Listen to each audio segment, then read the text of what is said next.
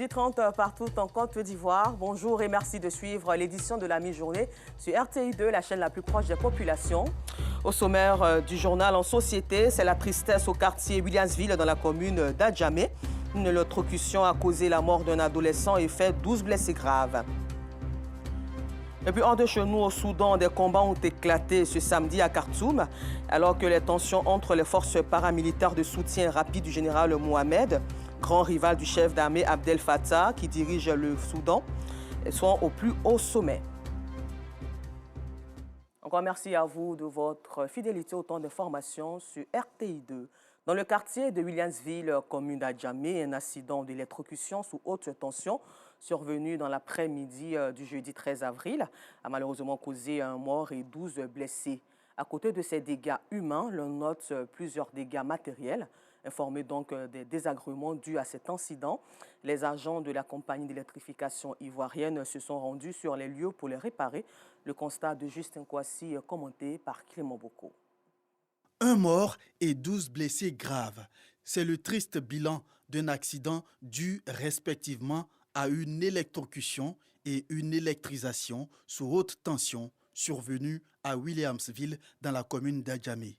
Un témoin oculaire revient sur les faits. Ceux qui sont venus enlever la bâche, il y avait des efforts qui les aidaient à déplacer la bâche. Il y a un qui est venu, il fait le transfert. Donc quand il a fini de le servir, quand il est arrivé là, on a entendu une bruit, ça fait chaud. Dans le chaud où il dit à me lever, il attend boum. Et monsieur a approché, il voit l'autre monsieur qui sont venus enlever la bâche. Lui, il est collé côté conteneur là, où il y a fou. Lui, il boulait, les deux enfants, et il boulait, il criait derrière là. Puis maintenant, on a rappelé le complot. Une victime de cet accident est encore sous le choc. On jouait au comité, on a joué pour une match.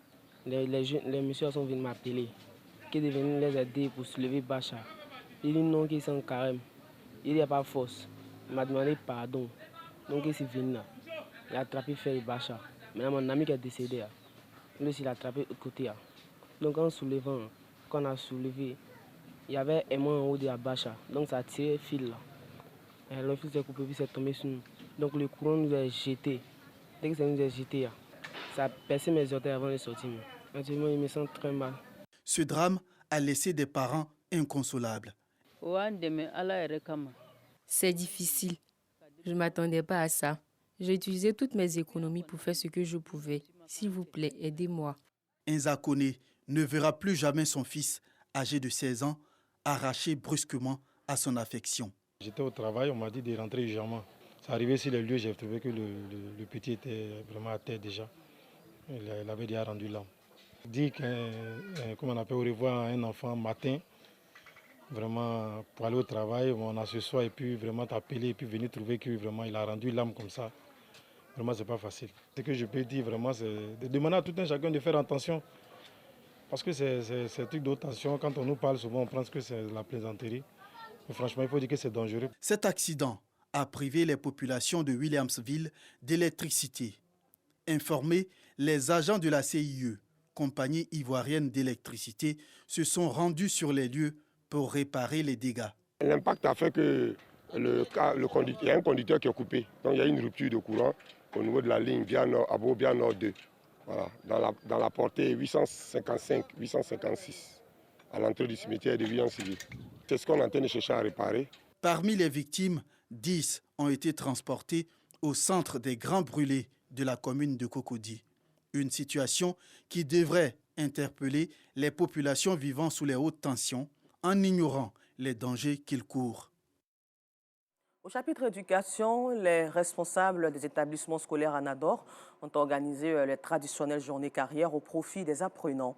Cette initiative vise à indiquer les différents critères et conditions d'orientation visant à garantir aux élèves une bonne carrière professionnelle. Déborah Kafou et Precious Adebodjou, respectivement élèves en classe de terminale A1 et première A, rêvent faire de brillantes carrières professionnelles. Mais elles ont du mal à choisir leur filière. Donc, mon rêve, c'est de plus tard devenir magistrate et j'aimerais avoir plus d'informations pour mieux m'encadrer dans cette filière, disons. Je vais travailler dans le domaine de la communication, mais j'aurai besoin de plus d'informations qui pourront m'orienter, qui pourront me donner plus d'idées sur ce que je veux faire plus tard. Fort heureusement, les responsables de leur collège ont pensé à tout. Pour répondre donc aux préoccupations des apprenantes, l'établissement a organisé une journée carrière afin d'instruire les élèves et parents d'élèves sur le choix des filières. Nous invitons les spécialistes, que sont les universités, les grandes écoles, pour venir expliquer les différentes filières qui s'offrent aux apprenants après le baccalauréat. Nous leur demandons de tirer profit, de poser le maximum de questions, qu'ils n'aient pas honte, qu'ils s'ouvrent afin d'avoir les meilleures informations. La présence de cet inspecteur en orientation est bénéfique pour les élèves. Il leur explique le bien fondé d'une journée carrière. Dans les conseils que nous avons prodigués en 3 points, se connaître soi-même, faire son autoportrait, se connaître, chercher à savoir qui on est véritablement, comment on a été, qu'est-ce qu'on aime, quelles sont nos aspirations, comment nous sommes forgés depuis le premier cycle du secondaire jusqu'au second cycle du secondaire. Et cela est très important. Et puis le deuxième aspect, c'est de faire vraiment la connaissance du monde professionnel à travers les secteurs d'activité. Et puis le dernier aspect, c'est vraiment le choix de la filière même en tant que telle. Les élèves se disent rassurés et confiants. C'est une bonne initiative parce que ça nous permettra à nous, élèves, de pouvoir s'orienter de bons termes après le bac. Ça nous permet de pouvoir choisir notre filière et pouvoir choisir aussi notre université. Et ça nous permet aussi de connaître les autres universités aussi. C'est devenu une institution pour de nombreux établissements scolaires d'organiser des journées d'orientation susceptibles de garantir une bonne carrière professionnelle aux élèves. En religion, dans la commune de Cocody, le lundi 10 avril dernier, la Fondation Mohamed VI des oulémas africains, section Côte d'Ivoire, a procédé à une remise de dons aux couches vulnérables. La cérémonie s'est déroulée au siège de la Fondation. Ces dons permettront aux bénéficiaires de terminer de belle manière le mois de jeûne. Clément Boko pour le compte-rendu. Au nombre de 80, ces veuves et personnes à faible revenu reçoivent des vivres composés de sacs de riz, de sucre, de boîtes de lait et de pâtes alimentaires. Ces dons vont leur permettre de terminer ce mois de Ramadan dans des conditions agréables. Une nouvelle accueillie avec beaucoup de joie par les bénéficiaires. Nous sommes très contents de ce don-là. Vraiment, c'est un don qui est bienvenu. Vraiment, nous sommes très contents. C'est ce qui nous soulage dans ce mois béni de Ramadan. Allah donne beaucoup la baraka. Vraiment, nous remercions tout le monde. Cet élan de solidarité, une initiative de la Fondation Mohamed VI des oulémas africains, section Côte d'Ivoire. Elle intervient chaque année durant le mois de Ramadan dans l'optique de soulager les couches les plus défavorisées. On fait ce don-là au nom de la Fondation Mère, la Fondation Mohamed VI des oulémas africains, qui est basée à Fès, dont le président est Sa Majesté le roi Mohamed VI. Il y a 34 pays africains qui font partie de la Fondation Mohamed VI des oulémas africains, dont la Côte d'Ivoire. Et c'est dans tous les 34 pays qu'on fait ces dons-là, pendant le mois de Ramadan, et aujourd'hui c'est pour la Côte d'Ivoire. La cérémonie de remise terminée, les responsables de la Fondation, comme cette année, entendent apporter le sourire l'année prochaine à ces familles et personnes à faible revenu avec de nombreux vivres. Et toujours en religion, cette fois-ci, c'est l'ONG Narsourdine qui a fait des dons en vivres et non-vivres aux orphelins et aux veuves. C'était à l'occasion du 17e jour du jeûne qui marque la victoire des musulmans sur les mécréants à Médine, un geste de solidarité qui vise à soutenir les personnes vulnérables pendant ce mois de Ramadan. Ils ont tous perdu un être cher, un parent ou un époux. Pendant ce mois de Ramadan, l'ONG Narsourdine apporte le sourire à ces orphelins et veuves parfois marginalisées. Les veuves ont reçu des sacs de riz et des complets de pagne. Quant aux orphelins, ils ont reçu chacun des morceaux de pagne, de quoi manger et se vêtir pendant ce mois de Ramadan. J'ai reçu un morceau de pagne, donc ça me fait du bien, j'ai de la joie. Je vais coudre, je vais faire mon habit de fête et je vais porter ça pour montrer à mes amis que j'ai reçu mon cadeau de fête. Ce geste en faveur de ces personnes vulnérables s'inscrit dans le cadre de la commémoration de la victoire des musulmans sur les mécréants à Médine célébrée chaque 17e jour du jeûne musulman. Alhamdulillah. Nous avions eu à prêcher autour du thème l'importance de la première guerre sainte en islam qui s'appelle la bataille de Badr.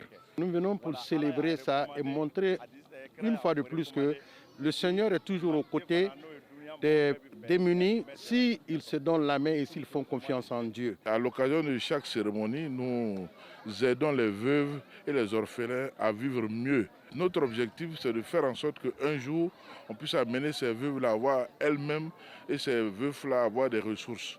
Ce sont au total près de 100 kits qui ont été distribués à 70 veuves et à 22 orphelins venus des différents quartiers et sous-quartiers de la commune d'Abobo. Un peu plus loin d'Abidjan, les cadres aussi multiplient leur élan de solidarité et partage en ce mois du Ramadan en faveur des couches les plus défavorisées. À Mbayakro, plusieurs familles vulnérables et l'ensemble de la communauté musulmane sont soulagées par Touré Moussouaré, cadre de cette commune. Une action pour leur permettre d'accomplir en toute quiétude le 4e pilier de l'islam. Aujourd'hui, 15 avril, marque la proclamation de la Journée mondiale de l'art visant à promouvoir le développement, la diffusion et la jouissance de l'art qui a lieu lors de la 40e session de la Conférence générale de l'UNESCO en 2019. L'art nourrit la créativité, l'innovation et la diversité culturelle pour tous les peuples du monde et joue un rôle important dans le partage des connaissances et l'encouragement de la curiosité et du dialogue. À cet effet, donc, notre équipe de reportage est allée à la rencontre de Tinguéré et Abdoulaye, deux jeunes artistes qui valorisent la culture africaine à travers leur art, installés à leur propre. Ce métier leur permet aujourd'hui d'être plus indépendants. Le rire est thérapeutique et ça, les fils et filles de la commune de Touba l'ont bien compris. Après le projet de développement, l'équipe de Bonjour Tour 2023 du groupe RTI a posé ses valises pour le plus grand bonheur des populations. Une deuxième édition sous le parrainage du fils et cadre Moussa Sanogo, ministre du Budget, soutenu par plusieurs cadres de la région. Le compte-rendu de Pagasoro Kone de Madangui. Ce sont les filles et les fils de Touba, ville située dans la région du Bafing, qui ont effectué nombreux le déplacement à la place Assiboué pour ne pas se faire compter l'événement du jour. L'émission Bonjour de la RTI présente pour la deuxième fois dans leur localité. Les humoristes, eux, n'ont pas manqué de professionnalisme et d'imagination pour arracher le sourire aux populations. 23 ans, il est en France. Quand on lui demande l'argent, il refuse. Il change de numéro, il change de quartier. Un jour, il est parti en boîte. Dès qu'il est rentré dans la boîte, il dit ça va aux toilettes. Dès qu'il est rentré dans la toilette comme ça, il est sorti au village. Grâce à vous en Afrique, la NACAD a un sens. Grâce aux populations du Bafing, nous avons le complexe sucrier de Borotokro. Le directeur général, M. Fosseni Dambélé, je vous dis merci pour le développement de la Côte d'Ivoire. Le parrain, le ministre Moussa Sanogo, vu la forte mobilisation, a tenu à exprimer toute sa gratitude aux populations avant de les inviter à plus de solidarité et de cohésion. Je voudrais que vous passiez nos amitiés à M. le directeur général, M. Dambélé Fousseni, à lui-même et à toute son équipe. Vous savez, avec la libéralisation de l'espace audiovisuel dans la plupart des pays africains, les chaînes traditionnelles ont connu beaucoup de difficultés.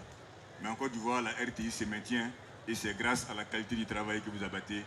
Je voudrais qu'on vous en félicite. Alors, nous sommes très heureux de ce moment de cohésion qui permet à tout le monde de se retrouver, d'apprécier la douceur de vivre de Touba, d'apprécier également la douceur de vivre de la Côte d'Ivoire, mais également de se remémorer que nous sommes un seul peuple et que ce peuple-là va travailler durement pour faire en sorte donc qu'il ait le développement. Autorités administratives, élus et cadres, mais aussi chefs traditionnels, les filles et fils de la région très heureux des différentes prestations ont témoigné leur reconnaissance au ministre Moussa Sanogo. Le spectacle s'est très bien passé, par la grâce de Dieu. On s'est amusé. Je suis très contente, ça a été bien, le show a été chaud. On va encore l'année prochaine. C'est ma toute première fois d'assister à Bonjour Touba. Je dis vraiment merci au ministre Moussa Sanogo pour tout ce qu'il fait pour la population de Touba.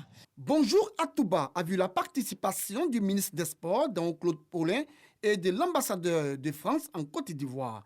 Ils se réjouissent d'avoir pris part à cette fête de l'humour. Nous vous le disions en titre, hors de chez nous, au Soudan, des combats ont éclaté à Khartoum. Le groupe paramilitaire du général Mohamed Hamdam affirme tenir le palais présidentiel et l'aéroport de la capitale. Et puis l'impopulaire réforme des retraites en France avec sa mesure phare du recul de l'âge de départ à 64 ans a été promulguée ce samedi matin au journal officiel après la validation de l'essentiel du test par le Conseil constitutionnel.